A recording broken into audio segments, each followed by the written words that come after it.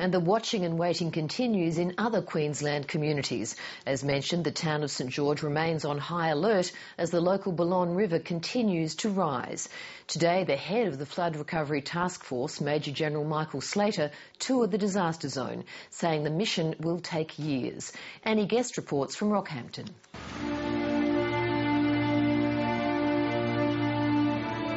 For the residents of Rockhampton, life continues to be disrupted, but today it's a little less frightening. For the 1,200 people forced to flee their homes, it's time to start thinking about the future. Local nurse Sandra Davy and her family have been taking shelter in an evacuation centre set up at the university campus. But now she's preparing for the emotional task of returning to her home to assess the damage. Personally, I'll just build myself up until I am ready to go back. And, yeah, I'll just wait until the water's gone.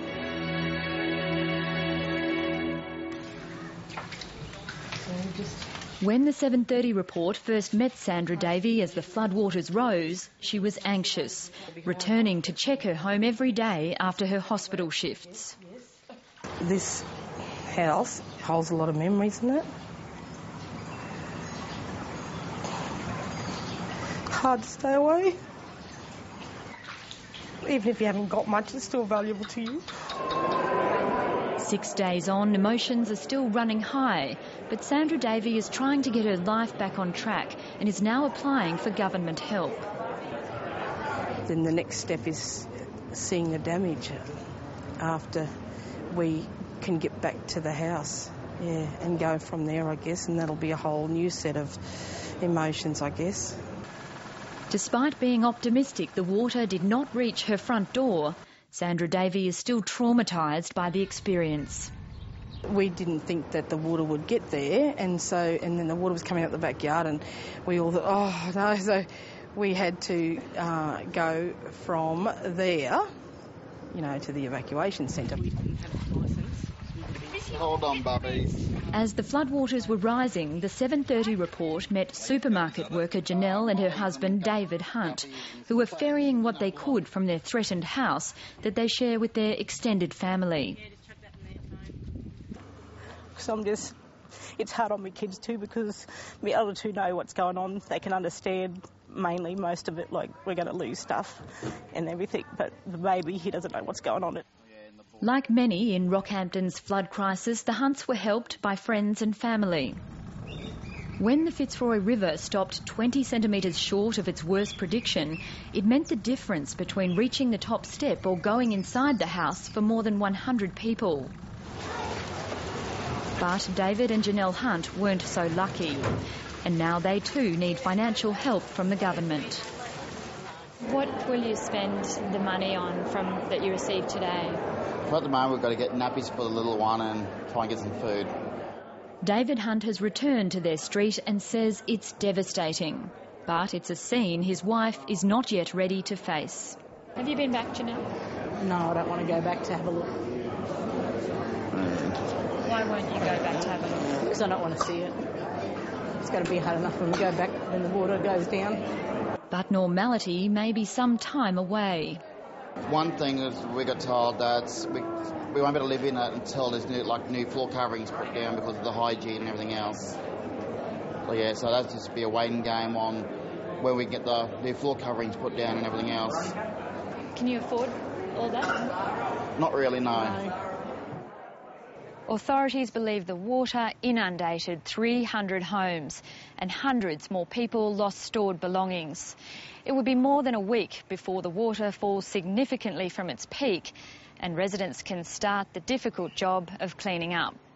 And helping the community with that job will be Queensland's Flood Recovery Task Force. The head of that mission, Major General Mick Slater, visited Rockhampton today.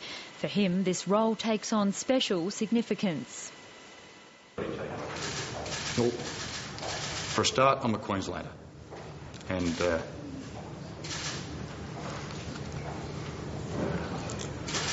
it's a big job that needs to be done. And I think it needs to be done by a good team of people. The veteran of operations from Kuwait to East Timor says he's focused on the long-term recovery of Queensland well after the flooding recedes.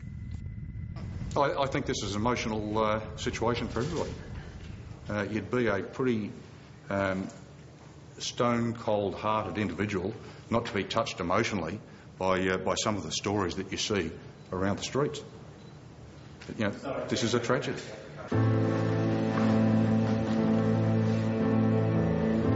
The Sinclair family has been farming this land north of Rockhampton for more than 3 decades, and now 99% of their property is underwater.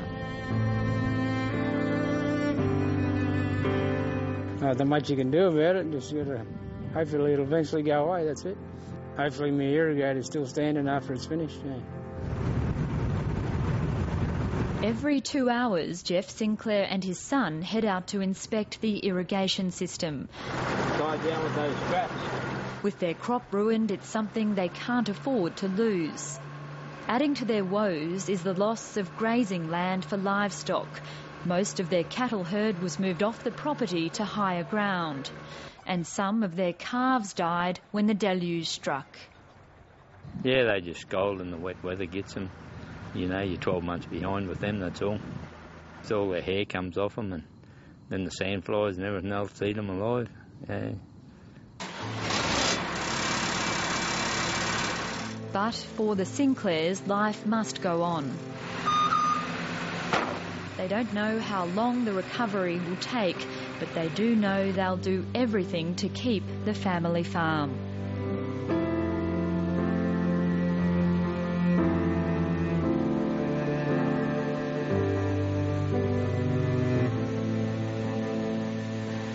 That report from Annie Guest in Rockhampton.